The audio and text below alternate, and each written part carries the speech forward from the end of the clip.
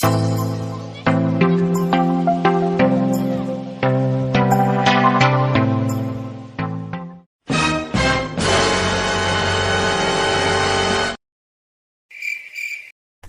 5. Tony Tan. Ipinanganak siya noong January 5, 1953 sa lugar ng Davao del Sur.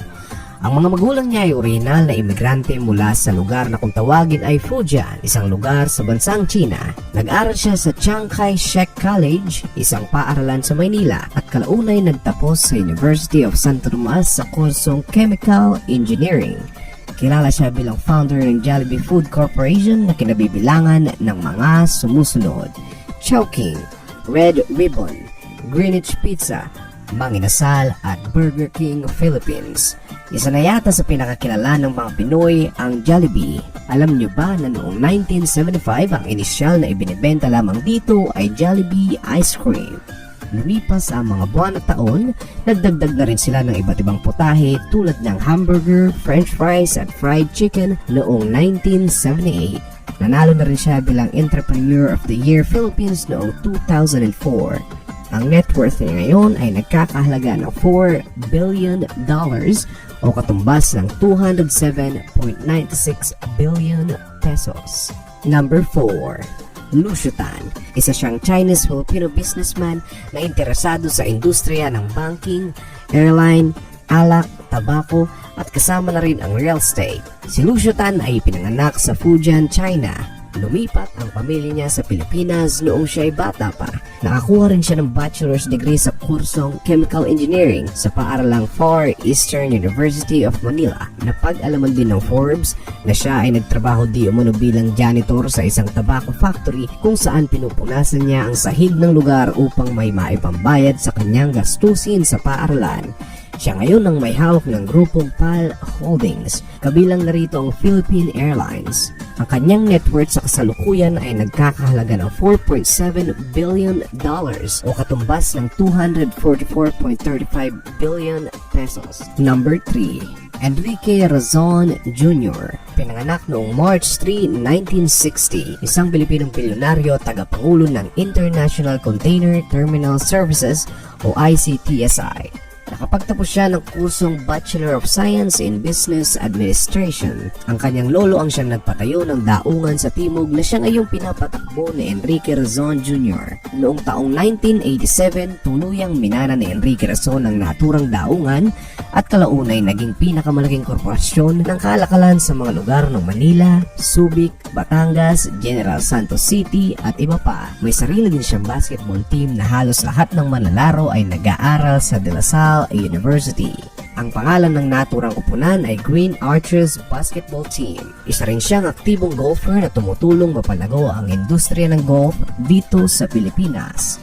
Minsan na rin siya nagbigay ng 50 million pesos na tulong sa paaralan upang mapaganda ang lugar palakasan ng naturang eskwelahan.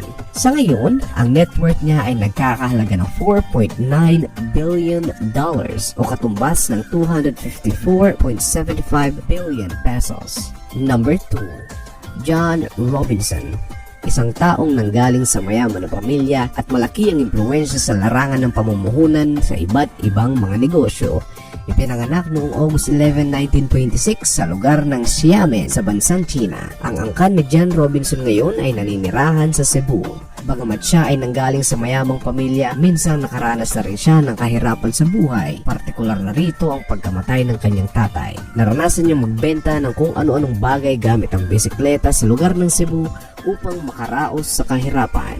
Pagkatapos ng ikalawang digmaan, nagsimula siya magtayo ng sarili niyang kumpanya na kung tawagin ay Amisha, kung saan umangkat sila ng prutas, lumang dyaryo, magazine at lumang mga damit na galing sa ibang bansa, partikular na rito ang US. Tumagal ang ilang buwan at napagdesisyonan niyang humiram ng 500,000 pesos na siyang ginamit niya upang maipatayo ang kanilang corn milling plant na gumagawa ng glucose at cornstarch. Ang ipinangalan niya sa naturang kumpanya ay Universal Corn Products na sa kalaunay naging Universal Robina Corporation. Isa sa pinakamalaking pinaglalagakan nila ng kanilang produkto ay ang San Miguel Corporation. Noong 1961, nagsimula rin siyang gumawa ng coffee brand tulad ng Blend of 45 upang maging kakumpetensya ng Nescafe. Noong 1997, itinayo niya rin ang Robinson Malls na isa sa pinakamalaking mall operation sa bansa at meron na rin ibang branches sa China. Sa kasalukuyan, ang net worth niya ay nagkakahalaga ng $5.8 billion o katumbas ng 301.54 billion pesos. Number 1. Henry C. Si Henry C. ay isa na yata sa pinakamagandang modelo para sa mga kabataan. Ipinanganak siyang mahirap sa bansang China noong October 25, 1924. Nakapagtapos siya sa Chiang Kai-shek College at nakakuha ng degree sa kursong Commercial Studies sa Universidad ng Far Eastern noong 1950. Noong 1956, nagtayo siya ng isang maliit na bentahan ng sapatos sa Quiapo, Manila na kalaunay tinawag na SM Quiapo, ang pinakaunang SM mall sa buong bansa. Noong November 8, 1985, nakapagtayo siya ng kauna-unahang SM Supermall sa lugar ng North EDSA. Pinangalanan din siyang Richest Man of the Year noong 1999. Alam niyo ba kung bakit walang Mercury Drug sa loob ng kahit anong SM department store sa bansa? Tandaan natin na si Henry C. ay nanggaling sa mahirap na pamilya at walang sapat na kapital upang magpatayo ng sariling infrastruktura, at dahil nga doon, dumaan sa isip ni Henry C. na makipag-usap sa Mercury Drugs at magrenta ng maliit na espasyo kung saan matatayo niya ang kanyang maliit na negosyo.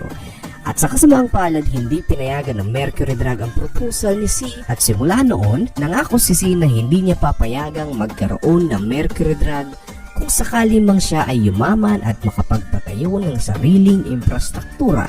Ngayon, siya ang pinakamayamang tao na nabubuhay sa Pilipinas at imbes na Mercury Drug, siya ay nakipagnegosyo sa Watsons. Ngayon, ang network niya ay nagkakahalaga ng $20 billion o katumbas ng 1.4 trillion pesos. Thank you so much for watching. Goodbye.